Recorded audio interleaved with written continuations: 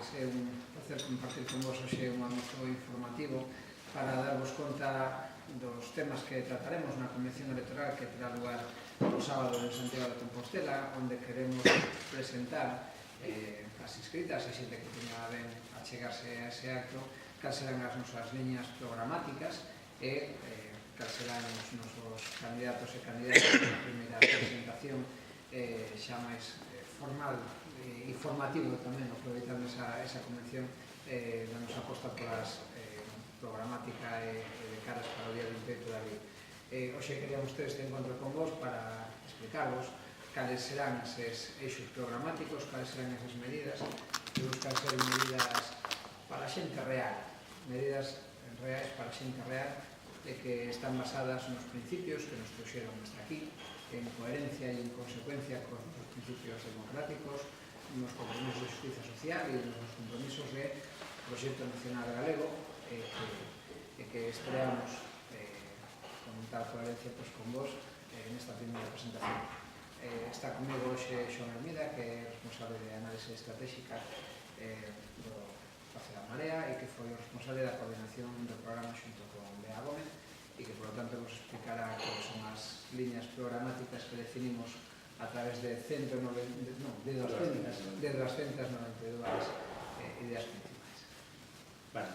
Bueno, o primeiro que quero dicir é que nós non facemos unha oferta electoral, non facemos só un programa electoral.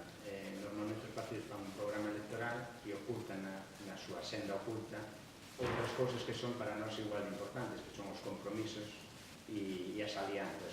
Nós non quisemos facer eso. Entendemos primeiro que isto é unha oferta electoral e, por lo tanto, que todo debe estar en riba da mesa, que cando a xente vota o programa, pero tamén vota que política de alianzas vai facer no futuro parlamento, nos futuros estados xerais, e tamén que compromisos adquires desde un punto de vista político. Por lo tanto, isto é unha oferta electoral que ten esos tres pilares: compromisos, política de alianzas e urxencias. Por que chamamos urxencias? Porque tamén queremos fuxir desa idea que teñen os partidos, sobre todo os partidos minoritarios, de prometer el sol, prometer la luna, e non acabar de entender que se está facendo un programa para unha legislatura concreta con medidas que teñen que ser creíbles e posibles levar á práctica en función da túa forza e tamén da política de alianzas coas que te podes entender nas propias cortes. Nos facemos unha oferta dirixida fundamentalmente a dous sectores: o sector das mulleres, o sector das mulleres que saliron na loita polos seus dereitos os últimos 2 ou 8 anos, e tamén facemos unha oferta moi centrada na mocedade que saliu fundamentalmente, maioritariamente, o 15M de hai 6 anos para decir que o modelo de democracia estaba agotado e que necesitábamos un impulso democrático novo neste país, e esa mesma mocedade que saliu aí no 15M de hai uns días para queixarse da falta de compromisos dos gobernos contra o cambio climático. Esas son as nosas, de alguma maneira, esos son os nosos espellos, é dicir, esa forza transversal que ten a mocidade e as mulleres para colocar encima da mesa as sendas que son boas para a felicidade de todo o mundo, non para un sector determinado, sino son boas para todo o mundo. Por lo tanto, cales son os tres eixos deste programa? Obviamente a justicia social, obviamente o avance democrático, porque seguimos entendendo que o modelo está agotado e necesitamos un impulso democrático, e obviamente o ecologismo, é dicir, a aposta por todos aqueles, polo cambio de modelo productivo, de modelo de consumo, de modelo de forma de interpretar a relación da ciudadanía tamén coa natureza. Esos son os tres eixos.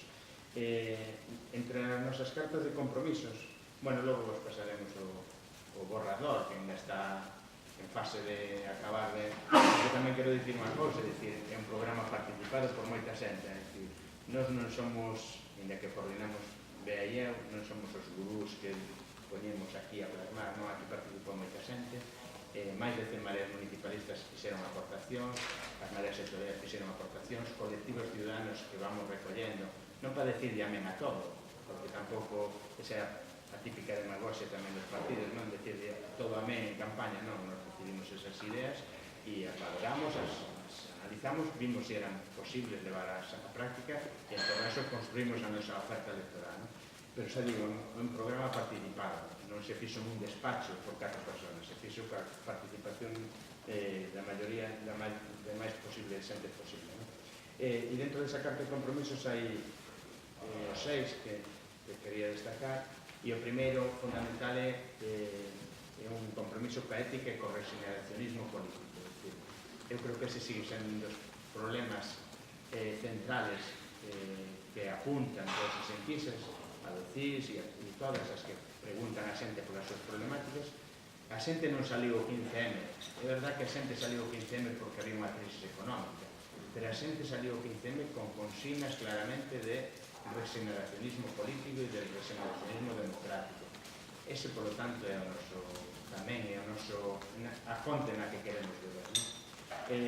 Un compromiso segundo é que a cidadanía activa na súa escoita, no diálogo político, eso é moi importante. Estamos nunha sociedade moi crispada, onde o diálogo político é necesario tamén para facer avanzar propostas, non? E logo, obviamente, un compromiso cos máis vulnerables, que a maioría traballadora, en defensa de Galicia, pero non tal concebido Galicia como algo reactivo ou esencialista, non? Sino como a sociedade galega, na súa maioría, na súa complexidade, que configuran este país, non? E decíamos antes que tamén falamos de política de alianzas, fundamentalmente de 3 políticas de alianzas, non? Decía eu antes, nós obviamente somos parte da maioría de progreso que está sentada no Estado e que estamos convencidos que vai ganar as eleccións, e nós non queremos pendular, como se fixo na anterior legislatura, entre el no e el cheque en blanco. Non, nós queremos tamén que a ciudadanía sepa a nosa oferta en política de alianzas. E a nosa oferta de política de alianzas, en ese sentido, na de ser parte dunha maioría de progresos, parte de que unha investidura sempre facilitaremos a forza progresista máis votada ao goberno, é dicir, non andaremos a enredar con eso, porque non está a cousa para enredar, pero tamén tampouco vamos dar un cheque en blanco. A partir de aí seremos estrictos para ser defensores e valedores deste programa e, por lo tanto, dos intereses da maioría da ciudadanía galega. Ese é o primeiro eixo da política de alianzas. O segundo eixo da política de alianzas é por unha gran maioría democrática, é dicir, decimos creo que ben, porque eso ten asumido todo o mundo, que estamos nun momento de tránsito democrático. Así como hai 40 anos se fixo a transición, eu creo que todo o mundo entende que o modelo dese momento está agotado, que hai moitas sinales que indican que debemos ir en un tránsito cara a unha nova democracia máis avanzada, con máis dereitos, con novos dereitos e tamén blindando os dereitos que tiñamos, e cara tamén resolver cuestións que quedaron pendientes na transición anterior, non? Como o tema da plurinacionalidade do Estado e outros, non? Bueno, pois aí tamén queremos e ofertamos unha amplia alianza que non vai dirixida só aos sectores de izquierda. Eu creo que aí tenemos tamén intentar desligar do secuestro que se teñen algúns sectores pola extrema dereita para que se sumen a unha maioría tamén de cambio democrático. E por último, unha alianza ca sociedade galega, que para non sea máis importante, o que decíamos antes, non? Nós estamos aquí para servir a unha sociedade, se non nos vamos para casa. E, por lo tanto, nós vamos a ser moi escrupulosos no respecto aos compromisos que adquirimos da sociedade galega. Esas son as nosas 3 alianzas, por unha maioría de progreso, por un tránsito democrático e que a sociedade galega. E a partir de aí, que facemos? A partir de aí, ofertamos, entendemos que son factibles para levar en esta legislatura 292 medidas urxentes.